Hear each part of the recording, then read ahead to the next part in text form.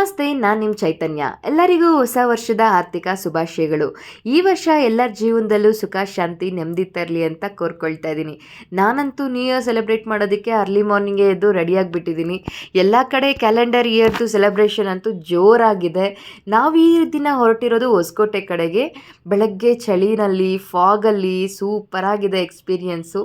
ಹೊಸಕೋಟೆ ಕಡೆ ಏನಕ್ಕೆ ಹೋಗ್ತಾರೆ ನಿಮಗೆ ಗೊತ್ತಿದೆಯಲ್ಲ. ಅರ್ಲಿ ಮಾರ್ನಿಂಗ್ ಹೋಗ್ತಿದ್ದಾರೆ ಅಂದರೆ ಪಕ್ಕಾ ಬಿರಿಯಾನಿ ತಿನ್ನೋದಕ್ಕೆ. ಆಲ್ರೆಡಿ ನಾನು ಲಾಸ್ಟ್ ಟೈಮ್ ಒಂದು ವಿಡಿಯೋ ಅಪ್ಲೋಡ್ ಮಾಡಿದ್ದೆ, ಶಾರ್ಟ್ ವಿಡಿಯೋ, ಬಿರಿಯಾನಿ ತಿನ್ನೋದಕ್ಕೆ ಬೈಕ್ನಲ್ಲಿ ಹೋಗಿದ್ದಿದ್ದು. ಬಟ್ ಅದಂತೂ super experience, early morning bike raid. ಈ ಸಲ ಚಳಿ ಜಾಸ್ತಿ ಇದೆ ಅಂತ ಕಾರಲ್ಲಿ ಹೊಟ್ಟಿದ್ರಿ, ಯಾಕಂದರೆ ಚಿಕ್ಕ ಮಕ್ಕಳು ಸಹ ಇದ್ದಾರೆ ಅಂತ. ಬಟ್ ಈ ಸಲ ಏನಂತ ಸ್ಯಾಟಿಸ್ಫ್ಯಾಕ್ಷನ್ ಆಗಿಲ್ಲ.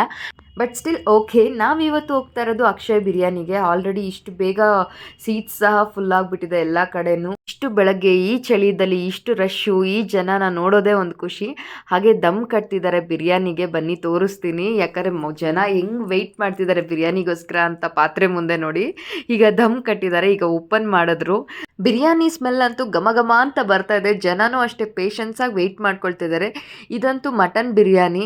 ಬೆಳಗ್ಗೆಯಿಂದ ಇದು ಸೆಕೆಂಡ್ ಟೈಮ್ ಅಂತೆ ಮಾಡ್ತಿರೋದು. ಆಲ್ರೆಡಿ ಫಸ್ಟ್ ಟೈಮ್ ಮಾಡಿರೋದೆಲ್ಲ ಖಾಲಿ ಆಗಿದೆ ಅಂದರು.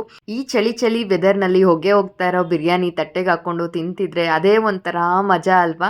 ಅದಕ್ಕೋಸ್ಕರನೇ ಅನ್ಕೊಳ್ತೀನಿ ಇಷ್ಟು ಜನ ಇಷ್ಟು ಬೆಳಗ್ಗೆನೆ ಬಂದು ಸೇರೋದು ಇಲ್ಲಿ. ನನಗನ್ಸಿದ್ದಂತೂ ಊಟ ಬಿಸಿ ಇದ್ದಾಗಲೇ ರುಚಿ ಜಾಸ್ತಿ ಅಂತ. ಎಲ್ಲವೂ ಇದ್ದು ಶಕ್ತಿಶಾಲಿಗಳು ಎನಿಸಿಕೊಳ್ಳುವುದು ದೊಡ್ಡದಲ್ಲ, ಎಲ್ಲ ಕಳೆದುಕೊಂಡಾಗಲೂ ತೋರುವ ಧೈರ್ಯವೇ ನಿಜವಾದ ಶಕ್ತಿ. ರಿಟರ್ನ್ ಆಗಬೇಕಾದ್ರೂ ಎಷ್ಟು ಫಾಗ್ ಇದೆ ನೋಡಿ. ಎಷ್ಟು ಫಾಗು ಅಂತ ಅಂದ್ಕೊಳ್ತಿರ್ಬೇಕಾದ್ರೇ ಸನ್ರೈಸ್ ಆಗೋದಕ್ಕೆ ಸ್ಟಾರ್ಟ್ ಆಯಿತು. ಸನ್ರೈಸ್ನ ನೋಡಿಕೊಂಡು ಮಕ್ಕಳಿಗೂ ತೋರಿಸ್ಕೊಂಡು ಬರಬೇಕಾದ್ರೇ ನಮಗೆ ನೆನಪಾಗಿದ್ದು ಲಾಸ್ಟ್ ಟೈಮ್ ಹೋಗಿದ್ದು ಟೀ ಪಾಯಿಂಟು. ಆ ಟೀ ಅಂತೂ ಚೆನ್ನಾಗಿತ್ತು ಅಂತ ಮತ್ತೆ ಬಂದ್ರಿ. ಬರಬೇಕಾದ್ರೆ ಇಲ್ಲಿ ಈ ಬೇಕ್ರಿದಲ್ಲಿ ಫುಲ್ಲು ಕೇಕ್ಸ್ನ ರೆಡಿ ಮಾಡಿಟ್ಟಿದ್ರು. ನ್ಯೂ ಇಯರ್ ಆಗಿರೋದ್ರಿಂದ ಡಿಫ್ರೆಂಟಾಗಿ ಮಾಡಿದರು. 2025ನ ಹೈಲೈಟ್ ಮಾಡಿ ಎಲ್ಲ ಕಡೆ ಕೇಕ್ಸ್ ನೋಡ್ತಿದ್ರೆ ಏನೋ ಒಂಥರ ಖುಷಿ ಆಗ್ತಿತ್ತು. ಬಟ್ ಯಾವುದು ತೊಗೊಳಕ್ಕಂತೂ ನಾವು ಹೋಗಲಿಲ್ಲ. ಬರೀ ಟೀ ಕುಡ್ಕೊಂಡು ರಿಟರ್ನ್ ಆಗೋಣ ಅಂತ ಹೋದ್ರಿ. ಟೀಗಂತೂ ಸೂಪರಾಗಿತ್ತು ಇಲ್ಲಿ.